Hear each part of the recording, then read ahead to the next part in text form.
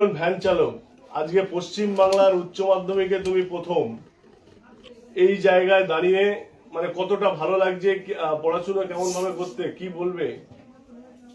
খুবই ভালো লাগছে। পড়াশোনার ক্ষেত্রে তো আমাদের এই মাদ্রাসায় সবসময় পড়াশোনা থাকে, তবে ক্লাস টাইম থাকে 6টা থেকে 10টা পর্যন্ত। সেই সময় আমরা ক্লাস করতাম। এছাড়া তারপরে দুপুরে খাওয়া দাওয়ার পর ফের দুপুরে 2টো থেকে 4টা পর্যন্ত আবার পড়াশোনা হতো। তারপরে আবার ছুটির পর আসরের নামাজ পর ছুটি, খেলাধুলোর পর আবার সন্ধ্যাবেলা মাগরিবের নামাজ পর মোরাকাবা করার পর আবার পড়াশোনা করতে হতো। আবার 10টা পর্যন্ত পড়াশোনা করতে হতো।